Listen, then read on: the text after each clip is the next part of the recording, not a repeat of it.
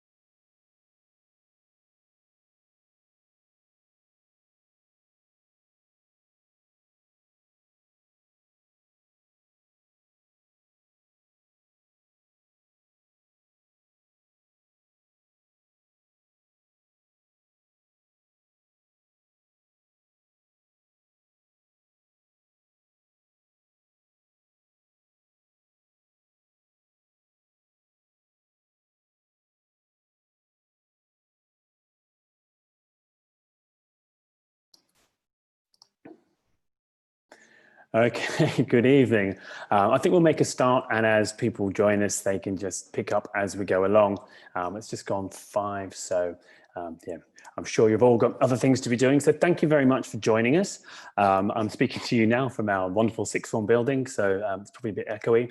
And we just obviously tonight just want to talk you through kind of how things operate in the sixth form and introduce you to virtually or to some of the key people. And just kind of make sure we're all on the same page with how things kind of function in the sixth form. So welcome from me. My name is Mark Monaghan, and I'm the assistant principal with oversight on the sixth form. And then we've got with us here Mrs. Jane Everett, who is the curriculum director of sixth form, who takes the lead on the day-to-day kind of operations and all the important stuff. So Mrs. Everett, you there want to say hello? Hello, everybody. Nice to meet you all, even if I can't see you. And then someone we don't have with us right now, but all the students will know very well already, is Mrs. Morley, who is our careers advisor and sixth form support person. So she works a lot with students on everything from their kind of careers interviews and advice, but a lot of stuff just helping students through their day-to-day. So we're kind of the key people, but there are obviously others in the team as well. So we have a team of tutors, and they're all being kind of labeled for sixth form, so B, D, L, M, and N6. So if you kind of were aware of the chapters, we've all got a sixth form tutor team. And so we've got Mr. Keegan, Mr. Russell, Mrs. Clark, Miss Vivier, and Mr. O'Brien. And we're happy to say these people have all been brought onto the team because of their own expertise and specialisms with working with students in sixth form. And it's really important for us that we actually have sixth form tutor groups in sixth form, so we can provide really personalized advice that's specific to the students at this particular stage in their life. We'll get to a little bit later. Some of the adjustments to school with the COVID situation means that some of that's a little bit trickier at the moment, but we will try and do our best to find creative ways around that. So the program this evening, we'll try and do this as quick as we can. So we'll give you the headlines, and then there'll be a kind of Q&A bit at the end. So we'll just talk through the idea of what life is like in the sixth form and how that might be different to what you've experienced as a parent from year 7 to 11, and just how things might be slightly different to how expected. Then also, just to put everyone's mind at rest, just any of the kind of risk assessments and adjustments we've made to make sure that we can all return safely in this incredible pandemic.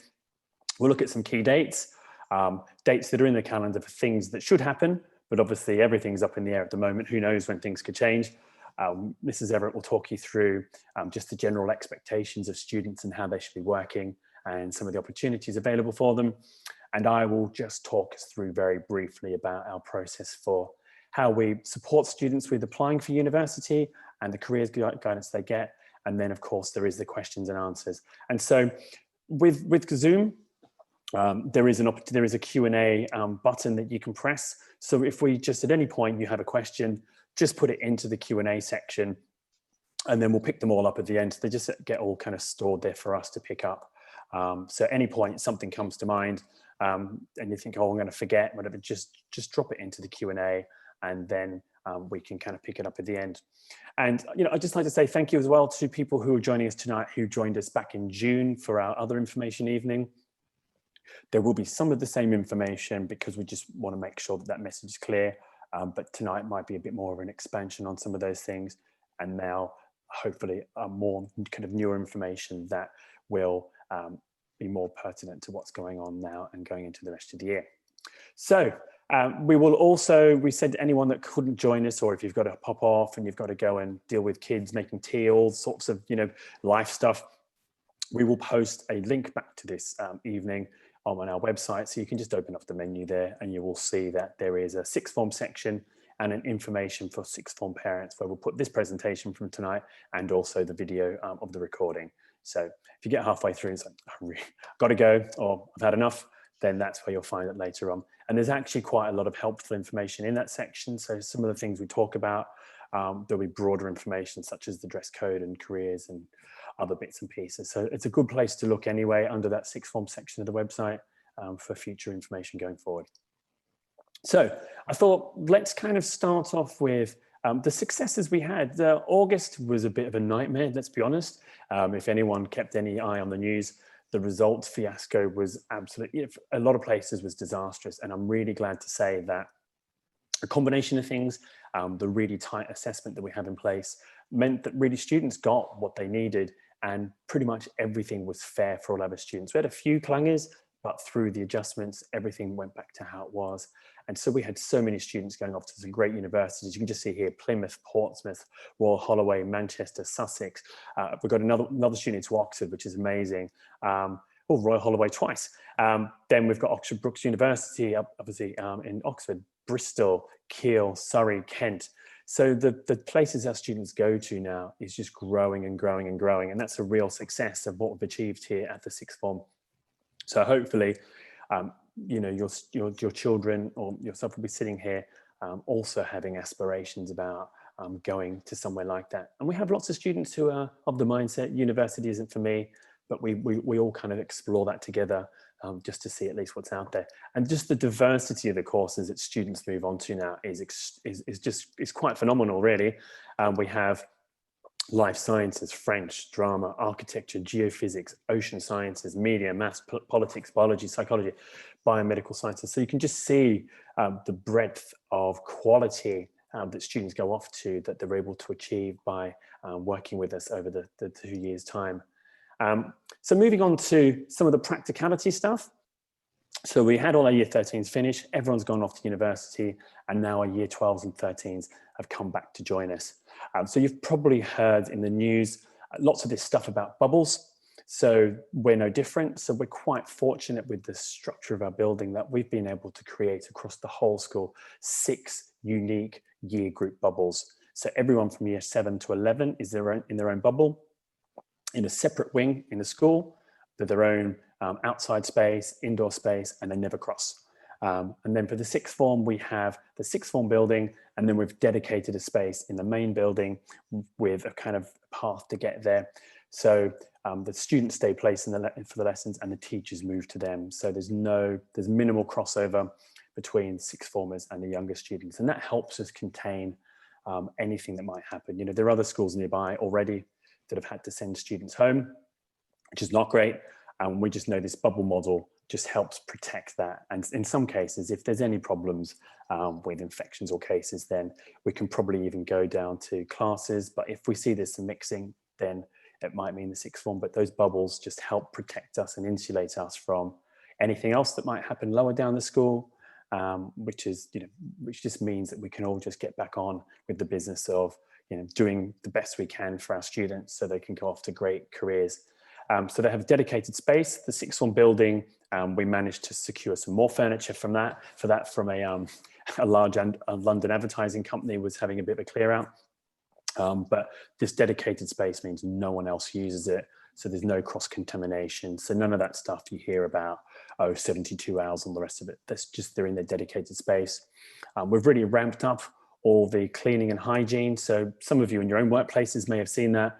So there's just strict routines every day through cleaning door handles, deep cleaning fairly regularly, daily cleaning of lots of surfaces and equipment that might be used. And then even within any lessons where there might be shared equipment that have subject areas, we'll be cleaning that down and making sure it's ready for students in a safe way. There's very clear defined paths for students to walk from around the building. So the sixth formers have to kind of move from one end to another, and they've got a path that just means that they're kind of safe and not kind of crossing over any other people. Sometimes outside, it's just like in the street, they just keep their distance.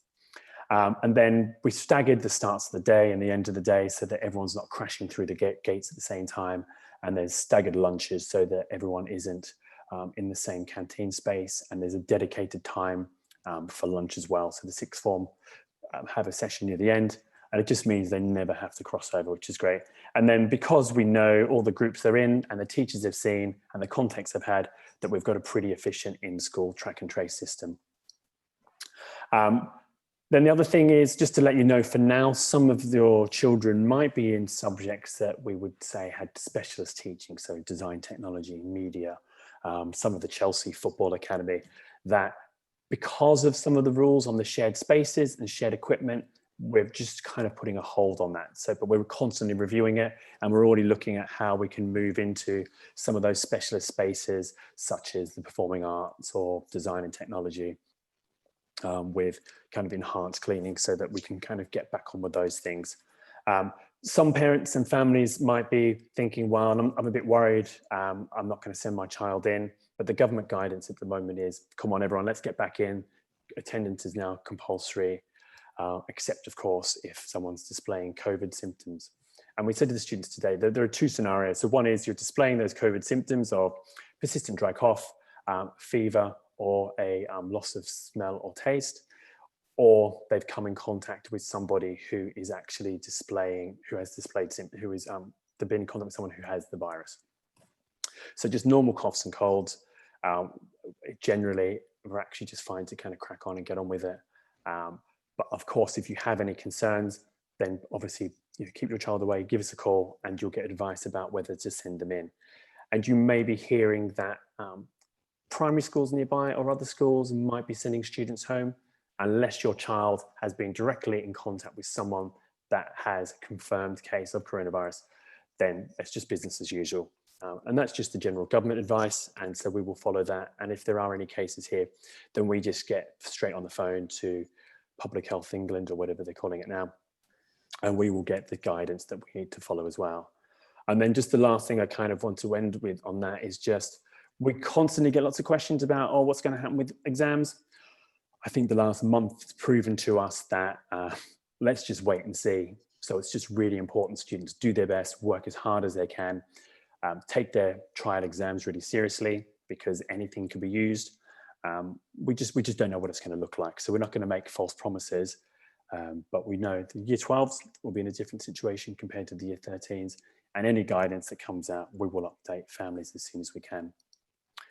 So I'm going to pass over to Mrs. Everett, who's then going to talk to you a bit more about now the sort of the day-to-day and nitty-gritty, and perhaps what we should be expecting of our students now that they are stepping up to sixth form. Okay, thank you. We have been talking to the students about this because I think it's very important they understand what we're expecting from them, and we just want them to step up a little bit, particularly year 11's going into year 12. They need to understand the difference from what it was like in year 11, and the year 12's into 13. Because of the uncertainty, I think it's even more important that they listen carefully to what we're suggesting and make sure they stay up to date as far as they can, so that should there be a spike, should there be a problem, that it minimises the effect on their education. And you'll see that we're saying that each student should do 3 to 4 hours of independent study each day. And in a moment, we are going to look at what the timetable looks like now for a typical student and what that actually looks like. We're suggesting they need to complete all the tasks that have been set, write essays and all those sort of things. But in addition to that, they need to respond to teacher feedback. I talked to the students today about listening to advice and actually acting on it, that if they've had some advice and some feedback from teachers, they should do something about it and not just read it. I want them to do something practical. So for instance, if it says your essay could be improved by putting in more examples, they rewrite a sentence or a paragraph which actually gives more examples so they can actually practice doing that. Make sure they're constantly revising. We've had all sorts of work with the students as they come through the school about the importance of regular revision, regularly going back over things that they've done before, so that when the end exams come near, they don't have to spend hours and hours and hours panicking. They will be there. It's just a final revision. They prepare for the next lesson, make sure they've gone through their notes, make sure their notes make sense to them, make sure they have got everything they need for their lessons, organising their work. And I'll talk in a moment about folders. They should ask questions. It's not just about them being told things all the time. They should be thinking, well, what does that mean? What do I do next? How can I find out? And really thinking for themselves. They will have heard the word independence, I don't know how many times, but we're constantly saying that they need to be independent learners, independent thinkers. And I pointed out to them today that doesn't mean I'm expecting them to be like some sort of castaway on an island. They're not on their own, but they do need to think about all the different resources they can access before they just go straight to the teacher and say, what do I do now? They need to think for themselves. They need to check their notes. They need to look at the resources that they have available to them. They need to use their friends. And then if they're stuck, then they ask the teacher. But if they always go to the teacher first thing, then they're in a real problem if the teacher's not there. And they rely too much on the teacher always being there. The teacher's not going to be there in the exam. Okay, thank you. So folders, I've talked to the students about folders. Those of you who have children in year 13 will know that by now, some of them, most of them, all of them should have really good bulky folders, because each subject, they cover so much work in a year, and by the end of the second year, those folders are going to be absolutely fantastically crammed full of information. I've suggested that they have folders with dividers, and we'll be working more with year 12s on that next week. They don't need to bring every single folder into school every single day. So if you have seen your year 13 child stagger out the door under a mass of folders, I'm not expecting them to bring the whole lot in every day. I'm suggesting that they should bring in with them work which covers the current topic, and that everything else should be kept somewhere safe, somewhere accessible, somewhere they know where it is, and they can reach it easily when they're at home. But they need to bring in what they are working on at the moment. And I'll make sure that all the teachers know that. If the teachers want them to bring more than that in, then they will let them know. I talked to them about the importance of a tidy workspace, so they're not actually spending 10 minutes or more trying to find where their work is. And that includes their bags. I know my son, when he was in the sixth form, we had a few panics because his idea of being tidy was just to shove the latest bit of work in the bottom of his bag. And then it would get screwed up, then you'd lose it, then it would be all in the wrong order. And then his teachers would ask him for something and he wouldn't know where it was. So keeping even their bags tidy. And we also talked about good time management, and we'll talk more about that when we look at the timetable. Thank you. We do expect students to be on site all day. We have talked to them today about earning the right to have home study should they want it. And we've talked to them about, in order to earn that right, they need to be attending regularly, they need to be punctual, they need to be using the sign-in app and sign-out app, all the things we're asking them all the time. They need to be using their independent study periods well, and they need to be up to date with all their work. And then we will think about giving them the privilege of being allowed to study at home should they wish to. We've talked about students having lessons and independent study periods. Gone are the days when we could say to students, right, okay, you decide what you want to do. We're trying to perhaps be a bit more prescriptive with how students use their time, because so many of them have so many demands out of school. Quite often they have part-time jobs and they need to be able to work around their work. They need to make sure their work takes a big priority and that they're not trying to say, well, I need to go and do a paid job in these times in the middle of the day. So the typical student has 5 periods in a day, and you might have 1, 2, 3 periods where it's actually taught lessons. So it says subject 1, subject 2, subject 3. That means those are actual taught lessons. In between that, they've got independent study periods. We're asking them to try and plan ahead, to use their time to think about what needs to be done when, by thinking about what subjects they need what time for. So if they have a subject, for instance, where it's an essay subject, then Thursday periods 1 and 2 might be a good time to work on that subject because they've got a real block of time when they can work on an essay.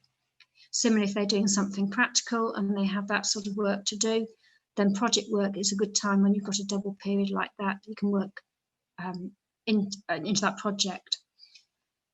They have enrichment also on a Wednesday, which is something that we put together. Some of the students aren't able to do that because they have other lessons or they have football academy, and we are trying to make sure that any materials we give out to students on those days are also available on Canvas for the students who can't make it to the sessions.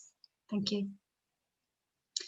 We've mentioned the tutor team, which is a bit of an ironic really, because Year 13s, I've reminded them that they do know their tutors, most of them, and they should really be keeping in touch, and the tutors will try and keep in touch with them now that we've settled into a better rhythm. But the tutor time isn't where it normally is in terms of the tutors aren't meeting them every day. What's happening at the moment is that they're being registered by their teacher for period 1. I'm trying to give messages out either through the teachers, or there's a board outside my office that they have regular updates on things they should be doing. Tutors are still here to help, but we're still gradually phasing in how we can actually sort that out. In the meantime, Mrs. Morley and myself are over in the sixth form centre, so if students do have a question, they can come and ask us. And to be fair to them, they are doing that. They're using us very well, which sometimes I think, oh, go away, I have work to do. But actually, it's lovely that they feel that they can come and ask those questions. And we will up the tutor involvement, particularly for the Year 13s. Year 12 and 13 do have mixed tutor groups. And if your child has been in Brunel up to now, don't assume that they will stay in Brunel. The support is still there, but in a different way. But they're not attached to the chapter leader that they had before. Okay, thank you. So normally they would have registration, and they would have tutor time, they would have mentoring sessions with their tutor. This is all going to come online eventually, we hope, but in the meantime, we're finding other ways of getting around that. And as I just said, the period 1 and registration are merged. So in terms of expectations of attendance, we're still aiming for 95%. You realise as well as I do, we don't know what's going to happen. But the idea is that where students can be in, they will be in. And Mr. Monaghan's already talked about what the symptoms are they need to look for. If they think they have COVID, then we're looking at the high temperature, we're looking at persistent cough, we're looking at loss of sense of taste and smell. But other than that, they should be here. They should be working in their independent study periods. They should be using that time. If they do that, and we're talking about them matching every talk period with an hour of their own independent work, then if they were to stay in school every day until 4 o'clock, which at the moment they can't do, they can only stay till 3. But if they stayed till 4, they'd have all their work done and they'd be up to date and there wouldn't be a problem. At the moment, they are going home at 3, and then there's probably going to be a few hours in the evening that they will have to work during the week. Okay, thank you. I'm just going to jump in there just to kind of as a point just worth reiterating. So up until now, from year 7 to 11, you would have experienced children having the register taken at 9 o'clock when they come in, and then there's probably a second one around midday, and that kind of counts as their attendance. But at sixth form, because the timetables, as Jane has said, have different spaces in them, so it really is based on the actual attendance to their lessons. So just coming into the building and being here doesn't count to their attendance. We monitor it by every lesson, just to make sure that they're here and getting the education that they need. Okay, dress code. We don't have a distinct uniform for sixth form, but we do ask them to look smart, to have sensible choices, to be practical and appropriate for a school like this. At the moment, if students have PE of any sort or dance or anything like that, they can come in, or they have to come in the kit for that lesson, because we can't use the changing facilities. But other than that, we leave it down to them to a large extent, but we are talking about avoiding those sort of things like ripped jeans, skimpy tops, shorts, short skirts and coloured hair. And the one that I've had to talk to people about so far this year, which haven't been many people, have been the skimpy tops for the girls, I'm afraid. We do sort of say to them we shouldn't have flesh on show in the middle there. Okay, thank you. Those of you've got children starting in year 12, we do have an induction period, and during that time students can swap courses if they need to. However, the later they do that, the harder that is, because obviously while they're in one lesson, they're missing out on what's going on in the other subject. So if there is a big problem, then they need to come and talk to us sooner rather than later, and we can get that sorted. During the course of the year, we will be tracking progress, we will be monitoring how students are doing, and we will be mentoring people who need that help. We will be sharing success, we'll let them know when they're doing well, just in the same way as we'll let them know if they're not doing so well. Some key dates for you. Year 13, and for some of them it's a bit of a shock when we told them this, that their first lot of big exams this year from the 2nd to the 13th of November. That's quite early on, so they won't be able to do full exam papers because they won't be ready in terms of finishing the content, but it will give us a good idea of where they are at the moment, and therefore we will use those, and we'll be starting by then to be talking about predicted grades for their UCAS forms. They will have a chance to change our minds on that one by another set of exams on the 1st to the 12th of March. Year 12 don't have final or big exams until the end of the year, but they will have in the next week or so, they will be having baseline testing so that the teachers they have now are able to see how they are doing and how they coped with the summer independent learning and what progress where they exactly are now and what needs to be done to help them to transition from year 11 to year 12. Another date for your diary, which at the moment looks like it probably will be a virtual date, is 21st of January. We're not quite sure how we're going to organise this, if it has to be virtual, because obviously you can't all come at the same time. Well, I can just jump in here. So there's a couple of things. So most of you will have had children in the school before. So actually we're quite lucky that the Parents' Evening booking system that we have used up to now, where you log in and you use some of your child's information to get in, and then you can book appointments. That whole system will remain, but the difference will be that your 10-minute appointment, that's 10 minutes at sixth form, will actually be online. So there's no software needed. It just runs through a kind of phone or a computer. So we can run that whole system completely the same way, but instead of you turning up and waiting around to see a teacher, you can just pop in online and meet with the teacher and have those meetings from the comfort of your armchair. And just something else worth kind of mentioning also in terms of these trial exams, this is not trying to scare anybody, but it is just really important now that students completely take these trial exams really seriously. I'm trying to be really optimistic about how we're proceeding and how we're keeping everyone safe. And, we're doing a great job compared to, I think, other parts of the country, without wanting to sound too much like Donald Trump. But the reality is there could be hiccups and bumps along the road. So as we saw last year, some of these trial exams and these past papers that students did will form part of a centre assessed grade. So it's really important students do their best, just in case that needs to happen again. We've got great evidence and data, instead of students thinking, oh, I'll just wait till the real thing. This thing's just a bit of a pain. So they will be probably potentially even more important. And the government may even say something like, we might do some exams, we might blend it with teacher and centre assessed grades. We don't know yet. So it just makes sense to work as hard and do as best they can in those particular exams. Right, the enrichment programme at the moment, we are trying to help students in terms of getting into good working habits, but we will soon be spending a bit more time, more focused time with Year 13 to make sure that they have the advice that they need to get them onto their university courses, if that's what they want to do. And if they don't want to do that, make sure they have got something suitable as an alternative, because it's very easy just to put things off and say, well, don't think I want to go to university. And then all of a sudden it's past the deadline, they're very late in applying, and they've missed the boat on not only the university places, but other things. Having said that, it's very rarely just too late. There's usually opportunities to apply late for things if they need to, but it's so much easier, and they get their choices much easier if they do stick to the deadlines that we give and the deadlines the universities give.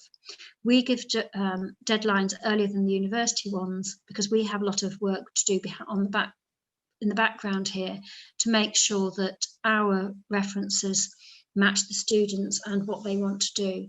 So we do encourage the Year 13s in particular at the moment to be talking to their teachers so that they have an idea of what sort of things that they can put in the personal statements or the references for the students and back up what the students are saying in their personal statements.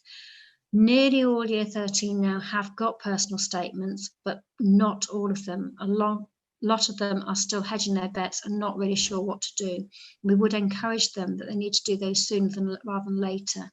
The longer they leave it, apart from anything else, it means that when they should be studying, they're going to be worrying about personal statements and university applications. We do cover things about personal development, world and current affairs, and it really is about building the future. And if your child's only in Year 12, you'll find that if you ask them, I have said several times already that they need to be thinking now where they might be going next in 2 years' time. They can't just leave it and hope that eventually they'll get some enlightenment.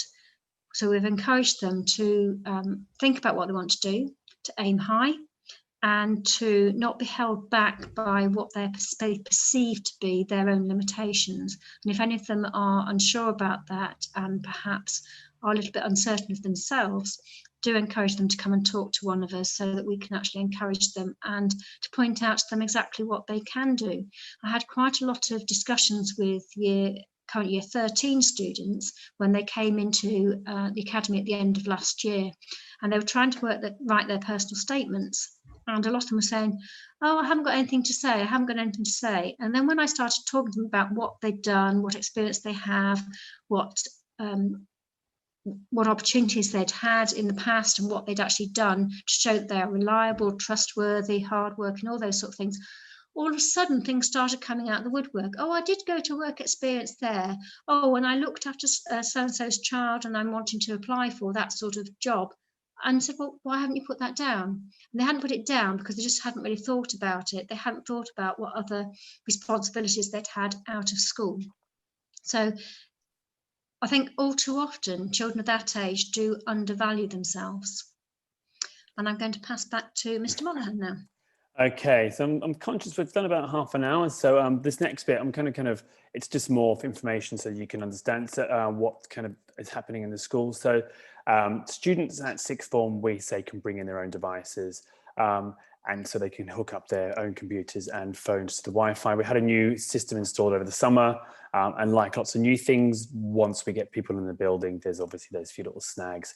But we've been working with students to just progressively get them online so that during those independent learning times, they can actually just be getting on with their work. And so we offer that to the sixth form because we think it's important that they have access to that service. We had in the past talked about running a Chromebook scheme, and we had done it in the past where we had some great relationships with some companies that could offer us a kind of hire purchase deal where families could pay every month, and at the end they paid a kind of final payment, and the devices were fully insured and it was really affordable. But unfortunately, one of the consequences of the corona crisis has meant that lots of the companies that underwrite these programs have been unable to do so. So we're kind of basically saying to some families, if you're really keen to get a device for your student, we can advise you which one, but we do recommend just for kind of affordability, robustness, amazing battery life, a Chromebooks, because they also, the sign in on those is through a Google account. And so every student's account here is an SRWA Google account. So it just means all their documents and files in Google are just on those devices. And the prices on them tend to be significantly cheaper than a Windows device without the issues of updates and viruses and everything like that. So we can advise on that. Unfortunately, out of our hands, that we just can't offer that program of the sort of low payments across the months, the 24 months of a student's time here. But if you do have any questions about that or advice, then you can drop me an email and I can give you information about just some recommendations. Your children would have been familiar with perhaps Show My Homework or Google Classroom in the lower school. And those are great tools, but really only suitable for kind of students up to year 11. So we have a platform called Canvas, which is used in universities all around the world, from Melbourne to Oxford to Sussex.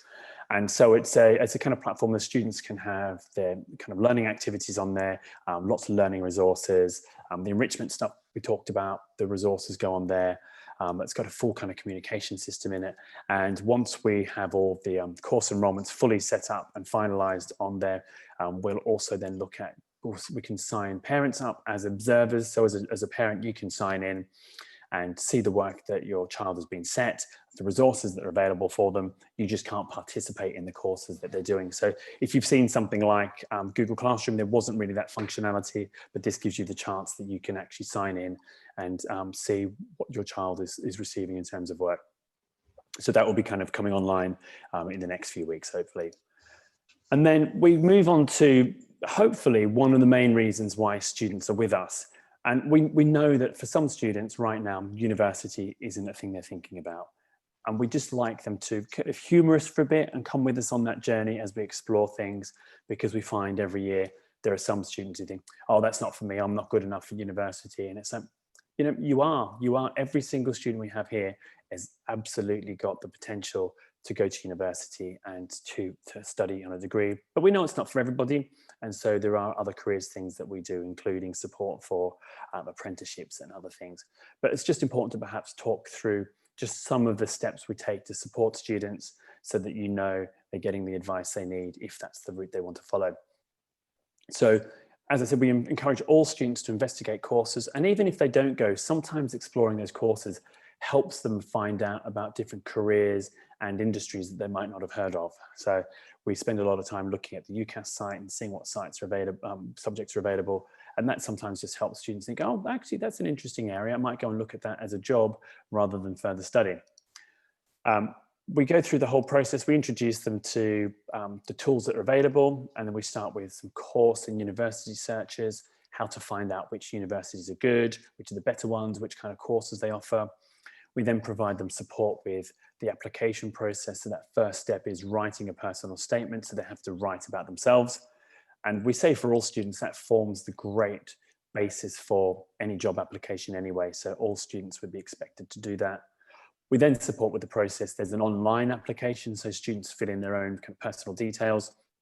They make their choices of 5 courses.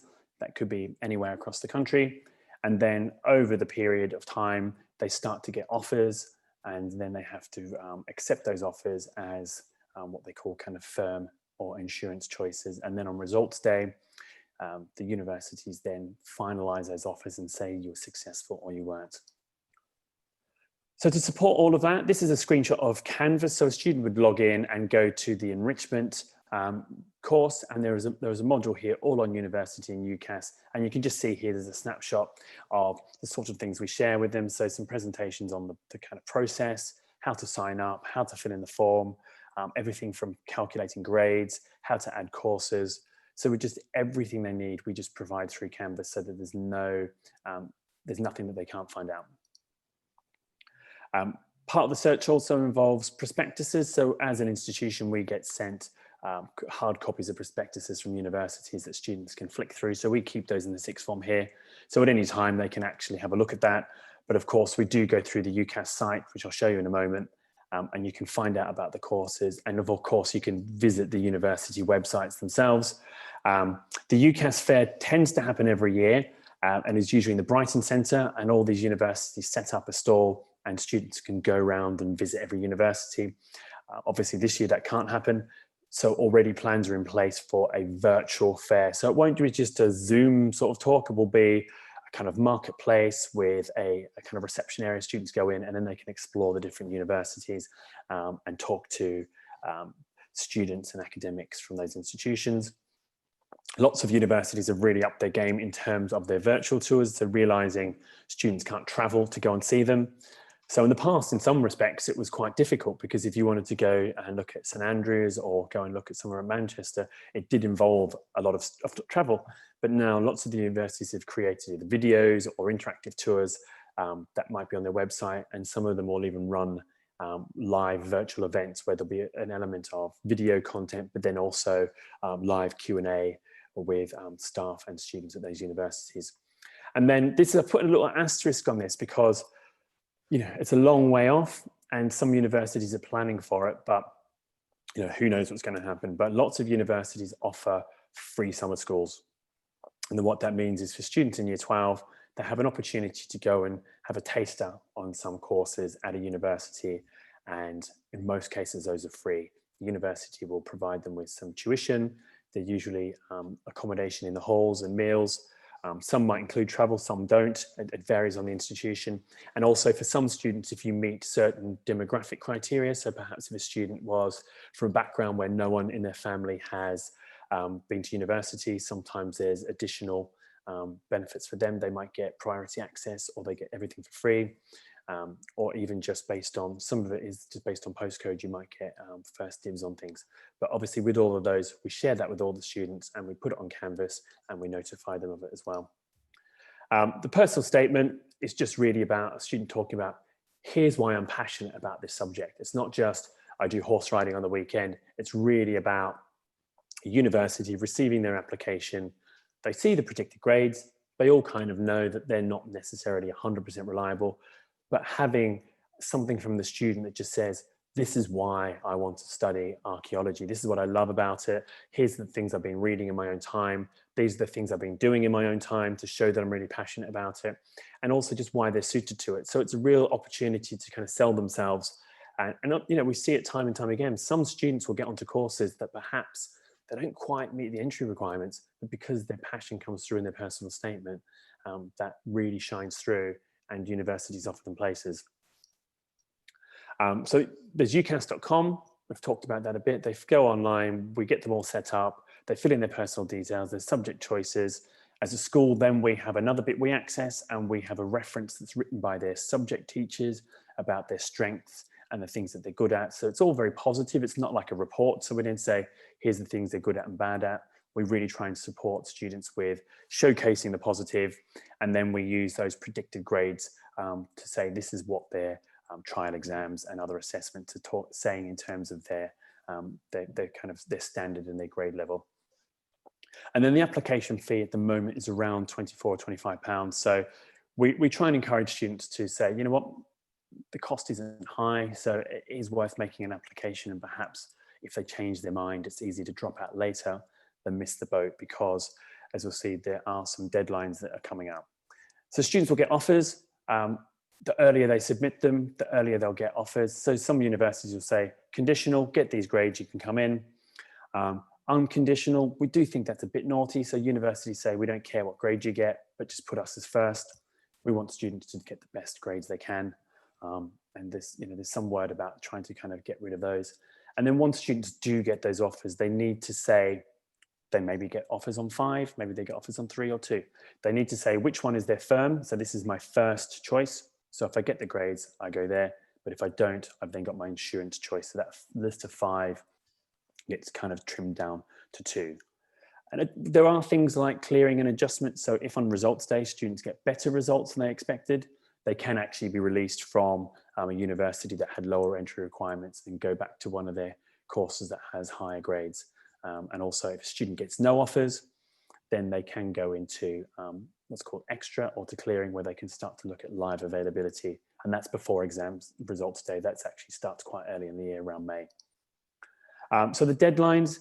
So for year 13, the current group right now, they really need to be finishing those personal statements so that we can get those on. And then those final UCAS applications really finished by October. And we do have some students in year 13 this year who have an interest in perhaps Cambridge, Oxford, medical or veterinary, and they have a deadline of October the 15th. So if your child's in that category, then they'll need to be, we've spoken to a lot of them today, but they'll need to kind of talk to us very soon so we can make sure that their reference and their application is sent off.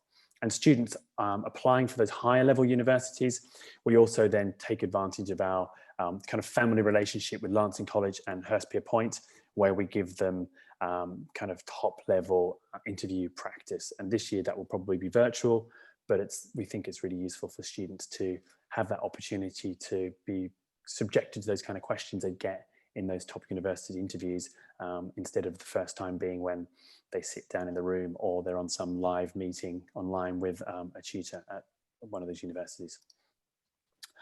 For year 12s, we start to work through the personal statement, and we say around Easter we'd like to see the final one of that done, just so it's out the way, and the next academic year and all the mocks and stuff and trial exams can be focused on. And then again, we'll look at having those final applications submitted in October 2021. So we would work through with students on this. This is an example of the UCAS page. You can do a search for a course. So here I've searched for engineering, and it comes up with the different providers. Students can kind of favorite them by clicking on the love heart, or they can click through on a subject and see more about it. It gives them the course summary, some really interesting stats on the side. So they do surveys of students to see their satisfaction levels. And so they can click through and they can see everything from kind of average earnings from students on these degrees, what kind of roles they go into. So it shows the progression rates as well. So it isn't like, oh, students who do this course all go on and end up working in a shop or something. So there's kind of, it gives a really good idea about how good universities are at getting students into the workplace. And then very importantly, there's always a bit at the bottom that has the qualification requirements. So what grades do you need to get onto those courses? So it's really important that firstly, students doing the subjects that are required. So if they're saying I want to do medicine, also this example here doing engineering, and they're not doing maths and physics, then they're already out of the game. So it's just making sure they understand what subjects are needed, be very clear about, are they going to get that level? And different universities will have different requirements. And you may even find sometimes in the fine print here, there might even be some GCSE requirements. So some universities have said, you're doing medicine or you're doing law, we want to see your GCSE science grades, for example, because they want to get a real sense of your progress over time, particularly when they might be getting students that are BBB, AAA kind of students. They want to really get a sense of how they can differentiate between them. And then this one's going to be a hard one. So the government presently still says that all students in year 12 across the country have to be involved in a meaningful work placement. So not only do we support them with, let's talk about university and how to get there, but also let's get you work ready. Let's get you in the workplace, understand just the dynamics and the demands and how to interact with people. But I think we all know employers aren't really in a position to take a lot of their own staff, let alone students to come in. So we are seeing lots of offers and lots of creative ways of delivering that. And so we do have a week that we normally slot in June, but we are seeing lots of big companies, particularly ones in London, that are saying we can offer virtual work experience. So it could be shadowing someone at a large city firm. It could be sort of meeting with someone every day and they're setting tasks. So there are lots of opportunities that are coming along, and we will share those with students. And it might not necessarily fit with that 7th of June timescale. So we would encourage students, if an opportunity comes along, then they're free to pick that up if it's in like October half term or the February half term or the Easter holidays or something like that. And we have had on occasion where students have had something particularly exceptional, and we can then, but it's very tough time fixed. We can talk to students about whether that's viable or not. So we would make an assessment on that. But we have had some students have some, really life-changing opportunities. So we've tried to negotiate how that they can access that without losing that opportunity, and we'll kind of support that. And then we put, again, everything on Canvas. There's an enrichment module, work experience, and we just make sure that they've got everything they need on there. So you can see that there. And so then really, it's just coming to the questions. So Jane, unless you've got anything you want to add in, I have seen there's quite a few questions there, some of which we'll go through now. Others might be more that we might have to contact people kind of one-to-one. So I'll just kind of pick up some things here. So we've got a question here about student cards. So at the moment we've tried to minimize the use of student cards just because they're things about kind of things that students touch. But so at present, the student cards are being printed, and we're prioritizing students that haven't been here before because therefore they've got their cards for accessing the building or the catering. But the catering still functions. If they go through to the canteen, the name can be typed in and they can still be getting food. It's just when later on, when we actually, the time that will be most important will be when they've been given the opportunity to go and have independent study at home. That will be their kind of ticket out. They'll have a lanyard that shows they have permission. We then have any update on the lockers. So to answer that one, Jane, I think that's your realm. Yeah, we've virtually sorted out all the lockers now. What we're waiting for now is that the people from the finance team to say they've put something on, because we're going to ask students to give us a £5 returnable deposit for the keys. So if they lose the key, we can replace it without having to have a big time delay. So that's the thing that is holding us back now. And I think that should be ready by the beginning of next week, I'm hoping. Great. We then have a question about timescales of students earning the right to work at home. And we used to have a bit of a strict cutoff with that, and we'd say October half term, but now we just see that logic prevails, and that really when students get into a good routine, because the transition to year 12 is very different. So we want them just to get into good routines where dealing with that independent study time, instead of, oh, you've got 50% of your timetable is non-contact time, and then they're kind of at home. So it's just trying to develop those. And so we said to them today that we will review that very soon in the next couple of weeks. And once we see that students have 100% attendance, they're using the sign-in app, which means when they come on site, they sign in, that's just a health and safety requirement, and they're on track with all their subjects, then we will process that, and they will have the opportunity to only come in when they have lessons. So we're bringing that back earlier. Normally that would be near the end of October, but we think in the next couple of weeks. We just need, there's a few tweaks to things like risk assessments, because they then have to come through a different gate. So normally they're coming through the south gate and they walk through a certain path, but now because they'll have to come through the pedestrian gates at the north of the school, that just has to be aligned on a risk assessment. Which I know sounds crazy. There's a couple of things on dress code on here. So what I would do, I would just say that, just kind of big picture. So we try not to be particularly prescriptive with our dress code. It's just about a couple of things. One is, it is a place of education. So we want students to kind of just be focusing on the business of their education. But also they are, because they're part of an 11 to 18 school, we do know that they are role models. And so we do give the sixth formers additional privileges, and we give them different allowances, but we just want to kind of make sure that no one is perhaps sending a message to the lower school that we're telling them they can't have. So the parent who's kind of asked that question, we can get in touch with you and kind of talk specifically about some of the questions there.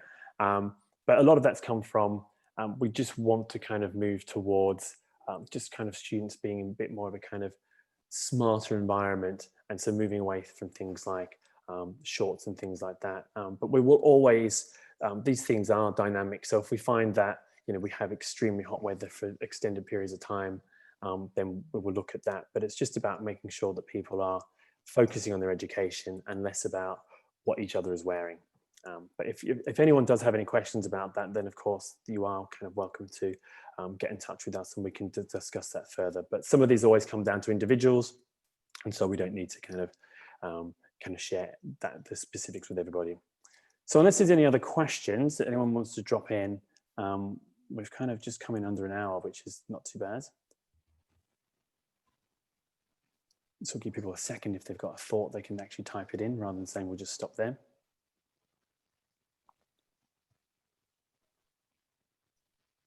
No, I think that's kind of it. So if there is anything, then of course, just going back to that sixth form section on the website, you will see all the contact details for all of us on the team. So you can just drop us an email if you've got any specific questions and we will get back to you as soon as we can. Often these things happen, you listen to it all, you try and process it, and it's only then later that the question kind of comes to mind. So otherwise, it's thank you for your time. We appreciate you joining us this evening. We recognize that probably 5 o'clock was a slightly inconvenient time, but it's been in our calendar for quite a while, so we felt we needed to stick to that. And of course, if you've got nothing else to do and you want to watch this again, it will be available on our website and also on our YouTube page. Otherwise, we will thank everyone. Thank you for your time, Jane. Thank you, everybody, and good night.